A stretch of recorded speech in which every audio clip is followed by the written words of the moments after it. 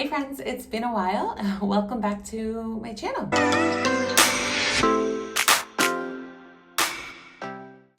I think it's been over a month since I posted a video last, and to be honest, it's just been hard. Cue the rooster.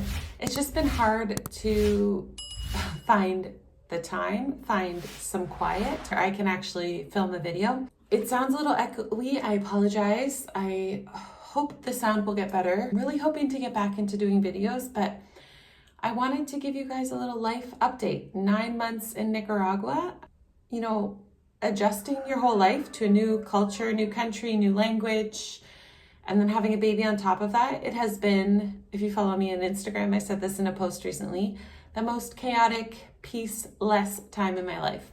I have peace in my heart because I know I am where I am supposed to be, but everything has changed and I'm trying to figure out a new normal and trying to help my kids figure out a new normal. And my husband and I, our roles are different, and there's a fly in here. Welcome to life here. Bugs of all kinds all the time. But yeah, I just wanted to update you guys and say I'm sorry for not posting, but I've just had to be intentional with my family. That's what it comes down to. And I have not had time or quiet. So I am currently in this little storage area of my laundry room. Much storage because I'm a minimalist, so there wasn't much but suitcases in here, and I thought, that could actually be a quiet little spot where I could film my videos. But it's very echoey and I need to figure out some sort of situation to help with that. But I just wanted to film this because it's been forever since I've been on YouTube and made a video. So I wanted to give you guys a little bit of a life update. First, I want to talk about learning Spanish. It has not gone as easily as I thought it would. Not that I thought it would be easy, but I thought by 9 months I would be well on my way to fluent. The problem in Nicaragua is the Spanish is not clear and they drop the S's a lot, so it makes the sentence sound completely different. So learning Spanish, in my opinion, is difficult enough on its own. And then the masks have really posed a challenge. I'm just not as far along as I would like to be. My husband is doing great. I'm really proud of how he's doing. He can hold his own. He did a presentation in front of 50 pastors last week, and I was just so proud of him. He's been working so hard prior to getting here and now being here. So I totally rely on him. I have a long way to go still. Trusting people has been difficult. It's been hard to find genuine friendships. We love Nicaraguans. We love the culture. We want to love these people. But it's just been hard to make genuine friendships, which I didn't really realize was going to be such an obstacle. I'm very thankful for the missionary community here because life here is very different. So I found some women, one woman in particular, who's just been a godsend and my best friend here in Nicaragua. She fostered many kids, adopted 8. She's about 10 years ahead of me in life, and me and Greg and her husband get along so well, and so do our kids. So it's been such a blessing to have them here. Just to help us navigate. And we have some great Nicaraguan neighbors that we are starting to become good friends with as well. So that's just been different and difficult, but God is good and we're working our way through it. So another thing that's been really difficult here is just all the paperwork. Everything is very slow. Everything is very inconvenient. Nothing is online. You have to go to all these places and different things. So we've been trying to open our property as a tourism property in order to get our residency here, and it has just been such a process. So we can't do any of our building or anything until that is done. So it's just been frustrating. We are now near the end, but we're waiting for an inspection of our property. We thought we had all the inspections we needed, but we need one more. So we are waiting for an inspection to say that yes, we can function as a tourism property, which means we actually have to leave the country. So we're not exactly sure what we're going to do. We have to figure that out this week, but we aren't being approved for any more visa extensions because we've been here so long, and our lawyers are trying, but we've just come up after obstacle after obstacle. So yeah, that's a bit of a stress, but we'll work through it. Missing friends and family. I was doing okay until I had my baby. Our little guy, Isaiah, is 3 months old now. I'll talk a little bit about him later, but there's nothing like sharing the joy of a new life with your friends and family, the people that you love. So that's really exasperated the loneliness. I haven't been lonely per se up until having the baby, and of course my emotions and everything, but I just want my mom to hold him and my mother-in-law and my friends, and that's been a little bit difficult. I'm definitely missing friends from home. I'm thankful for video chats and all that, but it's just not the same. And still, with all these travel restrictions, everything's just difficult. The world is just difficult right now. I know I don't have to tell you that. You know that already. We found a new church, so we did decide to join an English church. We still visit Spanish churches, but for our kids, none of us are fluent in Spanish yet, except Greg. We just feel it's really important that we're poured into as well as we're trying to pour into other people. So we found a great missionary community, international school community here that fellowships in English. So it's about 25 minutes from our house, and very thankful for that church and for the people that we've met there. If the girls do go to school in the future, it will be at that location as well. We are homeschooling again, but I think that might be something we look into for the future. We'll just have to see. We're just trying to adjust this first year as a family, but we don't know exactly what school is going to look like for the coming years. We're just thankful we have that wonderful option. So Isaiah, our little guy, is 3 months old. I'm going to insert some clips in here. He is the absolute joy of my life. I love all my kids. I loved being a girl mom. I didn't think I was missing out at all being a boy mom, and I was a boy mom to our foster babies. And there's definitely like a different connection with a boy and his mama, but knowing that I never have to say goodbye to him, like just having a baby after fostering, the fact that he's a boy, he just has my heart. Oh, I just sit and stare at him, and he's so sweet, and he's such a good baby, and he's easy for the most part. And I can't believe he's 3 months old. We just had his 3-month checkup today, and he's 15 pounds already, little porker. He was 8 pounds when he was born, and now he's 15. But he's just such a joy and a blessing, and hopefully I'll get to share him with you a little bit more. But yeah, it's just been finding the time. But now that I have this space, I had to paint it and get it all ready. I'm really hoping to bring some more videos for you. And then I do try to do more vlog style videos of our whole family on our other channel, the Isaacs in Nicaragua channel, just more about our life here. But even that has been difficult as of late. But you know, when babies turn 4 months, usually a little bit of a schedule starts to appear. So I'm really hoping once I can get him into a schedule that I can get back to filming a little bit more regularly. So just thank you so much for being patient with me. But yeah, we love living here. It's amazing. Like my pastor explained it, it's like when you're called somewhere for missions, it's like an itch you can't scratch. And Nicaragua was that for us for so long.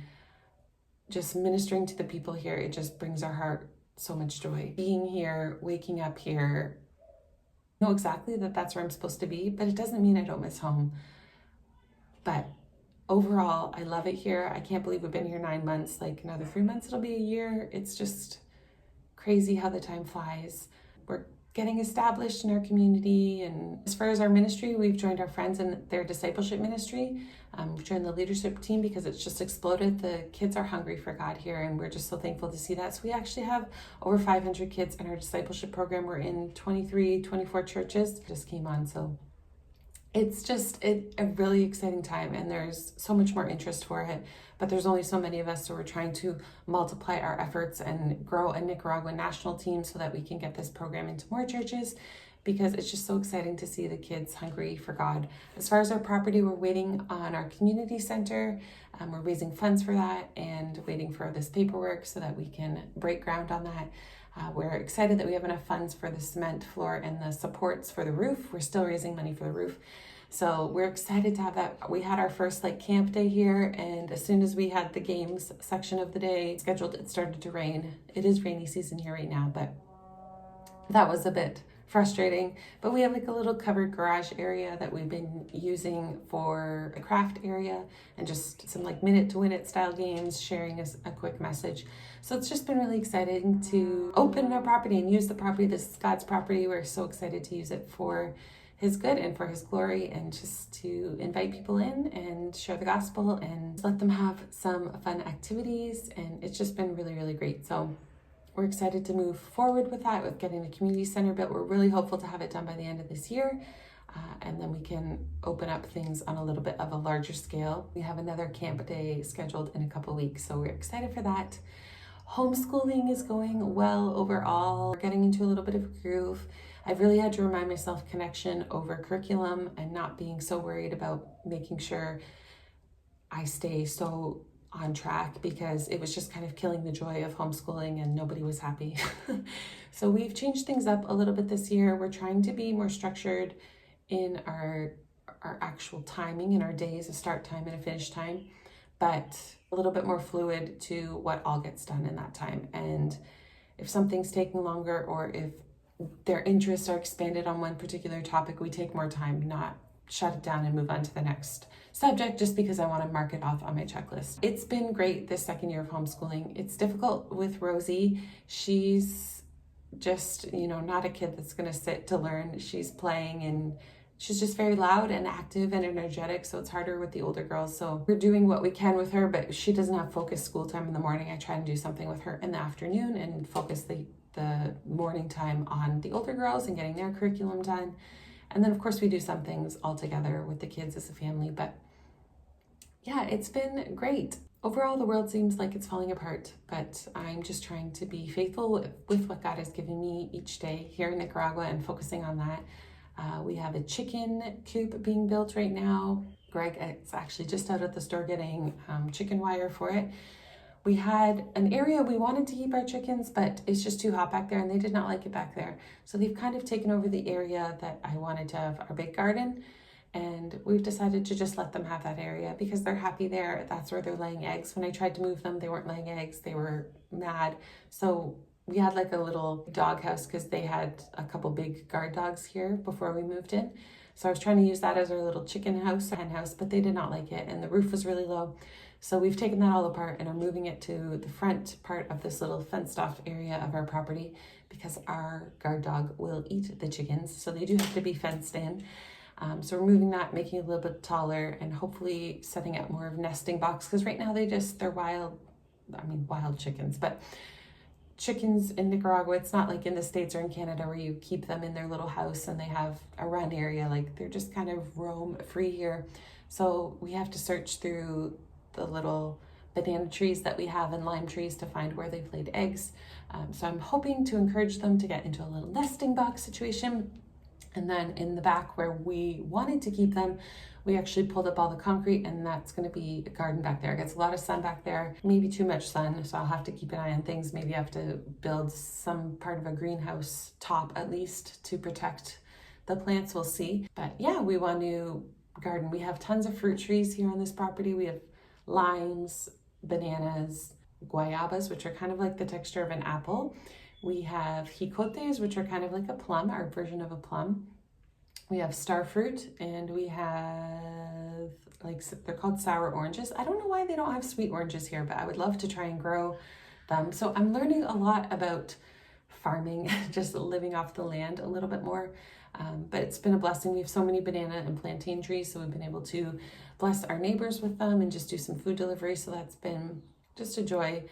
But our first year is just seeing, what grows and what tree is what, and figuring out everything. Everything is so different from Canada, where it's winter 6 months of the year. Here it's hot all the time. As you can see, I'm sweating already. Electricity. Nicaragua is one of the most expensive countries for electricity, and they don't have central air or anything like that. So we do have an AC unit in our bedroom that we use for the baby when he's napping during the day, but it's super expensive, so we try not to use it as much as possible. A dream is to get solar in the future so that we can live a little bit more comfortably, but we live wonderfully. When you live in a third world country, your perspective just changes. At home, I was so concerned about my house being beautiful. I didn't really care so much about things, because I went on my minimalism journey and I just realized life was so much lighter and happier with less stuff. But I still liked updated and newer looking things. And here, when you see the way the majority of the country lives, it's just, your perspective changes. So I have a sink that has just grime on it that I can't get off, that's been there. It's probably as old as this house. We live in an old house. The concrete's all cracking. So I'm just trying to paint and freshen everything up because it definitely needs that. There's different colors and cracks that have been patched, and that's just bringing me joy, just painting my walls. I'm making some of my own handmade art on canvases and just writing verses and stuff to make our house feel like a home. That has been important to me. For my kids, just to feel like a home. We very much are visitors in this country and will forever feel that way. We stick out like a sore thumb here, get stared at all the time. But living simply is really beautiful. And, my kitchen is forest screened, and you know, I feel like I'm in my grandma's house most of the time. So it's been fun to update it a little bit, but at the same time, just realizing things that I cared about in Canada, I care about so little here. It's just that my perspective has really changed. So anyways, I'm blabbering on. This video is getting long, so I'm going to end it here. But if you wanted to know an update of what's going on in my life, there it is. I've got to run in. The baby is having, our laundry room is not attached to our house when I say run in. So I've got to run in. The baby was having a quick nap. He usually only has one long nap a day, and he's more of a cat napper, so he'll be waking up any minute now. I've got dinner on the stove, and then I'm heading to Bible study with the missionary women community tonight. So I've got to get going, but I just wanted to say hi to you all, give you an update of what's going on, and let you know that hopefully more videos will be coming soon. Maybe another month or so once the baby's more on the schedule, but I hope to have more videos coming soon. So thanks so much for being here and watching and just being a part of my life. I appreciate you guys all so much, and I'll see you on the next video. Bye.